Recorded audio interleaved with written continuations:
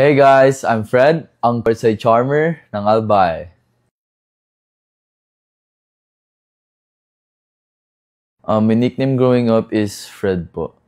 It's been Fred since, ano lang, yun lang yung pinaka-short na mapapangalan sa akin. My hobbies in life right now has been the same since I was a kid. It's always been about playing basketball or trying to act for the schools and pagmamodel din sa mga fashion shows. Hidden talent?